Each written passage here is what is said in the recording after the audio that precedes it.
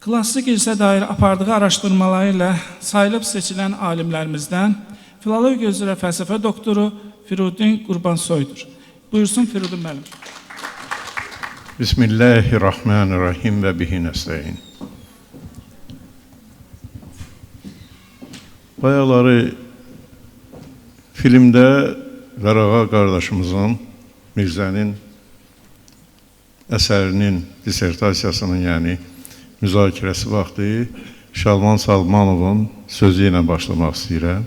Həqiqətdə də Bakı mühiti müstəsna bir mühitdir. Əlaqələr kəsilsə də, amma üzdə elə görünür kəsilir. Əslində kəsilməyib.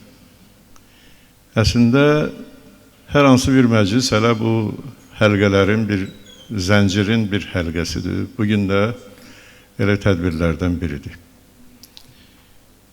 Qarağa qardaşımı mən onun müdafiə ərəfəsində tanıdım. Özü yaxınlaşdı ki, mən belə bir mövzu işləyirəm. Mən çox sevindim ona. O mənim işimlə tanış idi. Ondan öncə Məhəmməd Füzulinin poetik möcüzələrindən mənim dissertasiyam var idi və onu oxumuşdu Qarağa.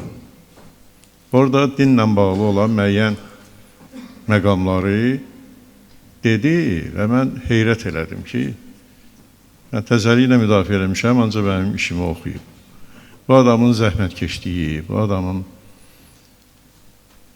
belə deyək ki, imkanından daha artıq imkan qazanıb işləməyi məni heyrətləndirdi. Bayaqları Möhtəti Bakuvinin adı çəkildi. Onun bir beyti var. Onun başqa beytlərini mən bilmirəm, ancaq bir beyti çox məşhurdur. Qılıbdır möhnətinin möhnətini dağ ol dilbər, nə dilbər, dilbəri Baku, nə Baku, Bakuyu porzər. Yəni möhnətinin möhnətini dağ elib, yandırıb bir dilbər. Hansı dilbər? Bakılı dilbər. Hansı Bakı? Qızılla dolu olan Bakı. O vaxt Bakı qızılla dolu olub ki, böyük-kiçik mərtəbəsini biliblər.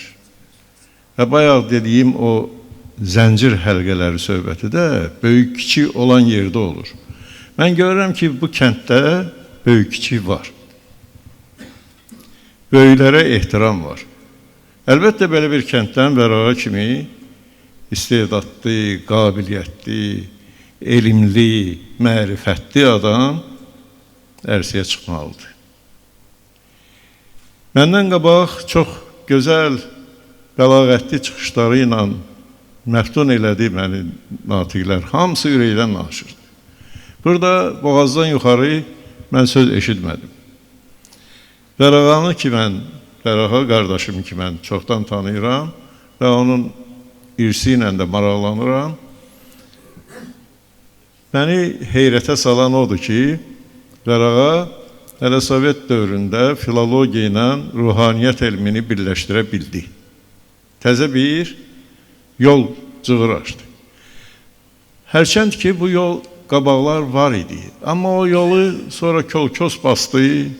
O yol daşlarla keçilməz bir təriqət çevrildi. Cəbələt tarix əmələ gəldi. Yəni, çətin keçilə bilən bir yol əmələ gəldi. Amma Qarağa öz zəhməti ilə o yolu təmizlədi. İndi asandır. O yolla maşın da keçir. Lap prospektdir. Qarağa qardaşım mənə öz əsərlərini çap olunduqca göndərir, amma axırıncı əsərlərini göndərməyib. Görünür ki, qar yağış olub. İnşallah ki, göndərər. Mən çox sevinirəm ki, belə bir gözəl tədbirdir və bu tədbirdə hamının deməyə sözü var. Çox danışa bilərəm, ancaq söhbətimi qısa edirəm. Mən də öz çap olunmuş kitablarından bağışlamaq istəyirəm.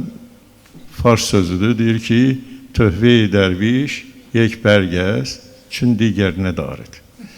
Dərvişin töhfəsindən yarpaq olar. O yarpaq da adətən reyhan olar. Reyhan Quran-ı Kərimdə keçən sözdür. Və keçmiş kişilər bilir ki, süfrəyə reyhan gələndə salavat çörürdülər. Çünki bu söz Quran-ı Kərimdə var. 17-ci ildə çap olunmuş Azərbaycana göndərilən Peyğəmbərlər kitabını bağışlayıram. Və keçən il 2 kitabım çap olunub, onları da Gəncə və Şeyx Həkim Nizami, bir də İmadəddin Nəsimi Şirvani kitablarımı mən bağışlayıram. Və inanıram ki, bu kitablar təkcə Qarağanın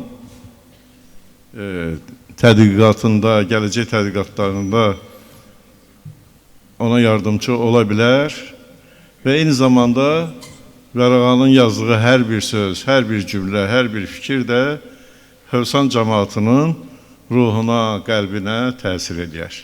Və hamımızın qəlbinə təsir edir. Bütün Azərbaycan xalqının o cümlədən də birinci bu əsərlə yəqin ki, Hövsanlılar tanış olacaqlar. Sağ olun, çox sağ olun.